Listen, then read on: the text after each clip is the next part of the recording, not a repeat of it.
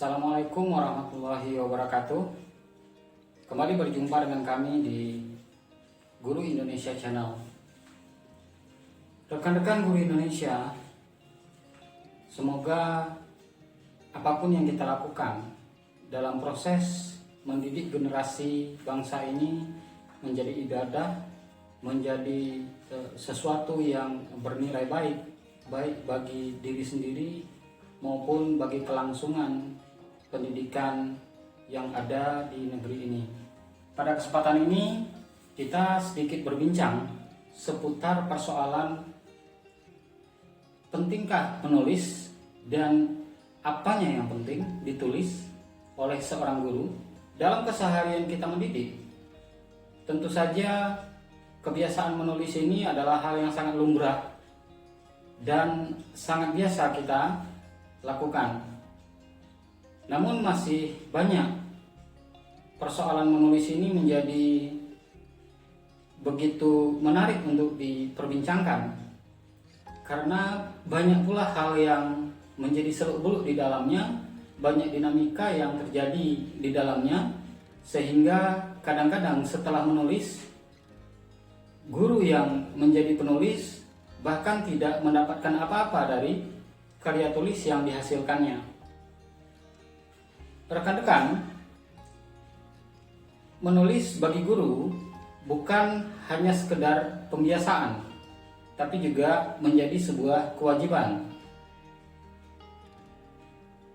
Dalam persoalan ini, sesuai dengan ketentuan yang ada, bahwa untuk kenaikan pangkat dan golongan seorang guru, mulai dari kepangkatan 3B menuju 3C, itu sudah ada ketentuan melakukan kegiatan yang disebut dengan publikasi ilmiah. Publikasi ilmiah ini terkait dengan bagaimana seorang guru menghasilkan sebuah karya tulis. Tentunya untuk mempublikasi kita butuh karya tulis.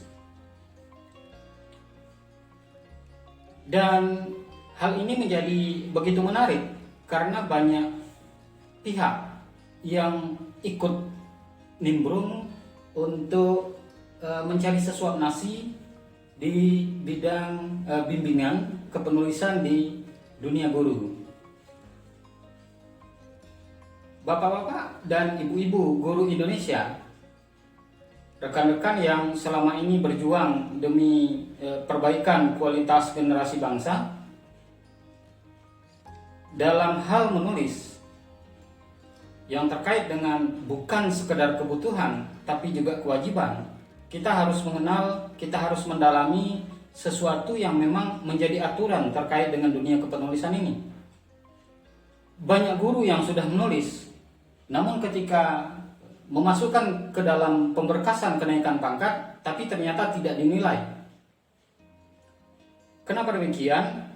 Karena memang tidak semua karya tulis bisa dimasukkan ke dalam pemberkasan kenaikan pangkat untuk menjadi penilaian.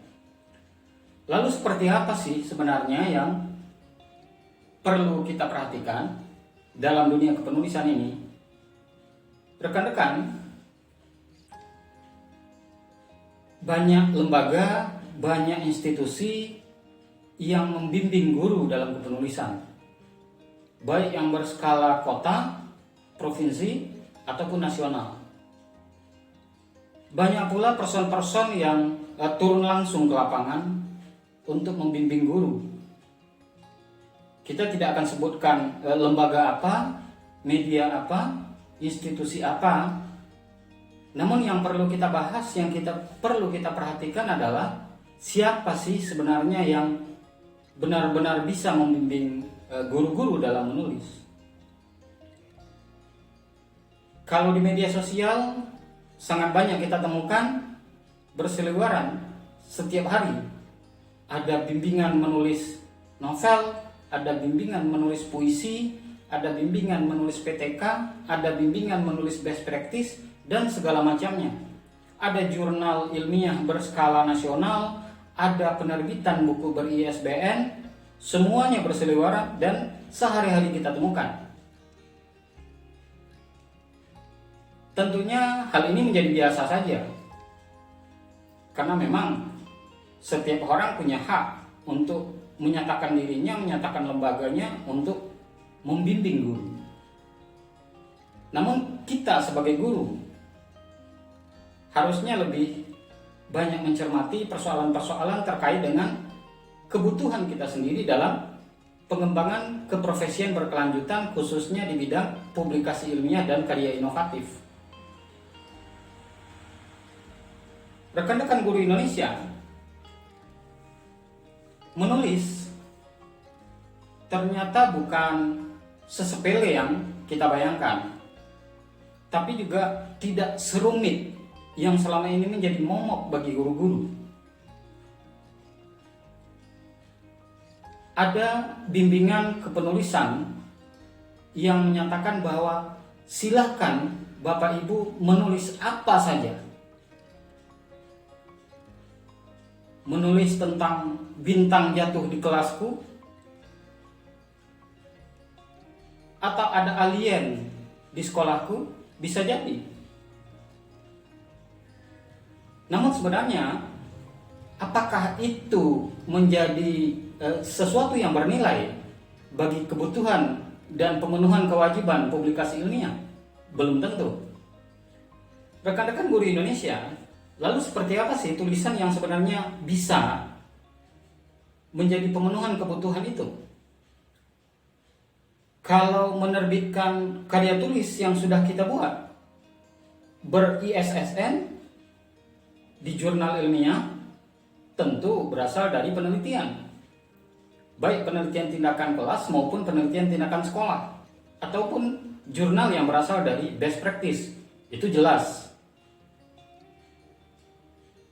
Namun yang perlu kita perhatikan, menulis artikel, menulis sesuatu yang nampaknya bukan hal-hal yang berkaitan dengan pendidikan, apakah itu perlu dilakukan? Ternyata kalau menurut pribadi saya, dengan pengalaman membimbing guru-guru menulis, itu tidak penting. Tidak penting menceritakan bahwa perjalanan Bapak Ibu dari kampung ke ibu kota melakukan kegiatan-kegiatan, diundang oleh lembaga ini, lembaga itu untuk kegiatan yang seperti A, B, C, dan D, lalu dipublikasi di media. Apakah itu bernilai? Ternyata tidak. Mubazir. Kalau mubazir, kenapa dilakukan? Lalu apa sih yang harus ditulis? Yang ditulis sesuai dengan panduan. Selain guru membuat penelitian melalui penelitian tindakan kelas, kalau kepala sekolah melalui penelitian tindakan sekolah, ataupun best practice, selain itu, yang ditulis adalah artikel-artikel yang terkait dengan pendidikan itu sendiri, terkait dengan pembelajaran yang kita ampuh. Misalnya ada kegiatan-kegiatan yang kita lakukan di kelas, dan itu kita rasa sangat penting kita tulis, maka itu dipublikasikan di media yang benar-benar bisa dipertanggungjawabkan. Banyak kawan-kawan guru yang mengikuti kegiatan tantangan menulis, lalu berupaya menulis setiap hari tentang hal-hal sepele yang ternyata ujung-ujungnya, mohon maaf, ketika dibaca pun belum diedit sama sekali, langsung tayang. Ini bukan hal yang dipandu, bukan hal yang diwajibkan oleh ketentuan-ketentuan yang ada. Baik peraturan yang ada tidak memandu rekan-rekan guru di Indonesia untuk menulis hal-hal seperti itu. Biarlah kita menulis hanya 1 kali sebulan sebuah artikel pendek, namun berisi, bernas, dan bermanfaat untuk pengembangan diri. Itu terkait dengan materi tulisan. Terkait dengan media publikasi, kalau kita menulis dengan judul sebuah kisah tentang bintang jatuh di kelasku, lalu diterbitkan menjadi buku bagi ISBN, ketika dimasukkan ke dalam pemberkasan jelas tidak bermanfaat sama sekali karena tidak terkait dengan buku pengayaan pendidikan, buku pembelajaran, buku yang berkaitan dengan dunia kependidikan secara umum. Tidak bisa disebut dengan buku referensi, tidak bisa disebut dengan jenis buku lain. Padahal panduan yang ada sudah jelas bahwa buku yang akan dinilai ber-ISBN adalah buku yang terkait dengan buku pengayaan, buku hasil penelitian, buku literatur pendidikan. Lalu kalau misalnya rekan-rekan guru menulis novel dan terbit ber-ISBN, apakah itu bisa bermanfaat? Jelas, sangat bisa. Namun, kembali kepada peraturan yang ada, bahwa setiap guru harus menulis hal-hal yang berkaitan dengan dunia ilmiah. Lalu di mana manfaatnya menulis antologi puisi, lalu ber-ISBN, menulis novel, lalu terbit ber-ISBN? Buku itu adalah buku-buku penunjang yang kolom pengisiannya pun dalam pemberkasan jauh beda dari kolom pengisian publikasi ilmiah. Rekan-rekan guru Indonesia, lalu kita beralih kepada kalau kita menulis artikel, kita terbitkan di media yang mana saja yang bisa punya nilai angka kredit. Tentunya adalah media-media resmi, media-media yang bukan berasal dari media pribadi, tanpa editing, tanpa melalui proses review dari pengelola media, lalu terbit tiba-tiba. Seperti dengan blog, kalau Bapak Ibu punya blog, lalu menulis tanpa editing, dan itu dijadikan bahan publikasi ilmiah, jelas itu tidak bisa dimasukkan, tidak akan punya nilai apa-apa. Karena blog adalah media gratisan, bukan media resmi. Media resmi itu yang mana? Media resmi adalah media yang terdaftar sebagai media yang berbayar. Itu ketentuan yang ada di negeri ini. Jenis blog tidak berbayar. Pagi dibuat, siang bisa dihapus. Blognya jadi hilang. Kalau media berbayar, jelas pengelolanya mengeluarkan biaya untuk menyewa domain dan menyewa hosting. Ada yang sifatnya bulanan, ada yang sifatnya tahunan. Tidak mungkin media-media yang berbayar seperti ini, media resmi seperti ini, mau mempublikasi tulisan-tulisan tanpa editing, tanpa melalui proses review dari pengelolanya atau dari tim keredaksian. Apakah ini berbayar untuk mempublikasi? Jelas. Untuk mempublikasi di media-media resmi, jelas tidak bisa gratisan. Tetap Bapak Ibu, rekan-rekan guru Indonesia harus mengeluarkan biaya.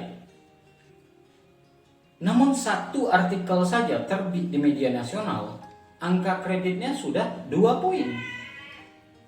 Sangat menguntungkan. Mungkin bayarannya cuma 200.000, 300.000.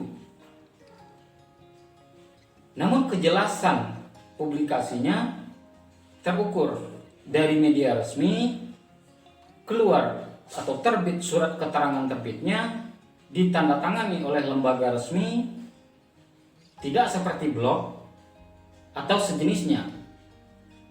Kenapa ada kata sejenisnya? Blog itu bukan yang berasal dari blogspot.com saja atau wordpress.com saja, tidak. Tapi dari domain-domain lain dengan indikator kalau Bapak Ibu menulis punya akun di media itu, lalu Bapak Ibu, rekan-rekan guru Indonesia membuka dashboard akun Bapak Ibu, lalu memasukkan copy paste dari folder Bapak Ibu, memasukkan ke dalam dashboard itu, lalu diklik publish, otomatis dipublish. otomatis tayang, semua orang bisa baca tanpa proses editing. Nah, itu termasuk blog, termasuk media gratisan yang tidak bisa dimanfaatkan sebagai bahan publikasi ilmiah. Dalam berbagai workshop dan pelatihan yang saya ampu, dimanapun lokasinya, dimanapun daerahnya, tetap kita sampaikan bahwa publikasi ilmiah harus diketahui oleh rekan-rekan guru, alur dan tata caranya. Jadi bukan asal mempublikasi. Dalam hal ini, rekan-rekan guru Indonesia juga terkait dengan kapabilitas dari orang yang membimbing rekan-rekan guru. Ibarat memandikan kuda, tidak bisa kuda masuk ke dalam air hanya didorong, hanya dimotivasi tanpa diberi contoh. Ketika seorang membimbing guru untuk menulis, hal pertama yang harus diperhatikan adalah pembimbing itu adalah penulis atau bukan, atau orang yang hanya mempromosikan dirinya atau lembaganya. Misalnya saya menyampaikan bahwa saya membimbing guru-guru menulis dan saya adalah orang pribadi, person yang menulis 1000 judul buku.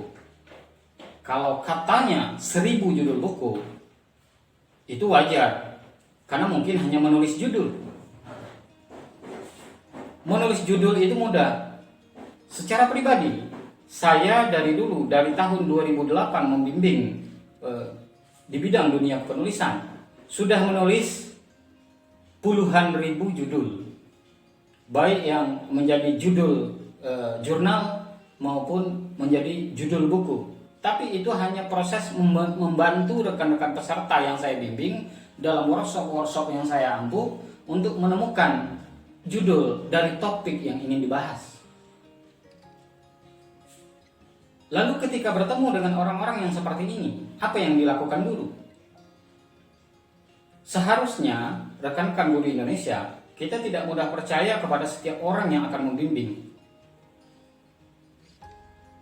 Karena jelas setiap bimbingan yang dilakukan diukur dengan pembiayaan yang dikeluarkan oleh peserta.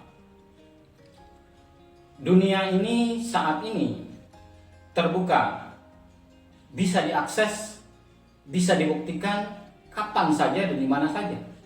Ketika seseorang menyampaikan kepada rekan-rekan guru bahwa instruktur yang akan membimbing itu adalah orang yang menulis ratusan buku, ayo buka smartphone-nya, akses perpusnas.go.id, buka halaman ISBN-nya, cek namanya si Badu, maka ketik nama si Badu di bagian pengarang, lalu cari, maka sistem dari Perpusnas akan otomatis mencari buku-buku ISBN yang ditulis oleh si Badu. Kalau ternyata tidak ada, mungkin yang bersangkutan hanya menulis di bukunya sendiri atau di notebooknya sendiri, menulis judul-judul, lalu dia berkhayal bahwa dia adalah seorang penulis profesional. Secara pribadi, saya hanya menulis beberapa buku karena mungkin disebabkan oleh kesibukan sehari-hari. Akhirnya beberapa waktu saya tidak menghasilkan karya apapun selain ada artikel-artikel dan opini-opini di media yang saya kelola. Ketika dicek nama saya di Perpusnas, hanya ada beberapa buku yang saya tulis. Saya tidak bisa menyampaikan kepada Bapak Ibu agar mau saya bimbing dengan menyatakan bahwa saya telah membimbing guru-guru dan saya adalah penulis profesional dengan jumlah karya buku ber-ISBN 1977. Bohong. Rekan-rekan guru Indonesia, hal-hal penting seperti ini kadang menjadi sepele dan kita lupa memperhatikan. Semoga ke depan hal-hal yang kadang terlihat ringan bisa menjadi batu penyandung. Hal ini pantas menjadi cermatan kita bersama untuk tidak sembarangan dalam proses menulis, proses mempublikasi. Rekan-rekan guru Indonesia, semoga video pendek ini bisa bermanfaat, menambah wawasan kita bersama. Silahkan bagi yang ingin berkomentar, tulis di kolom komentar dan kita bisa berdiskusi, ataupun mungkin bisa mengusulkan tentang diskusi apa lagi yang akan kita sampaikan dalam video-video berikutnya. Demikian saja, banyak maaf. Wabillahi taufiq wal hidayah. Wassalamualaikum warahmatullahi wabarakatuh.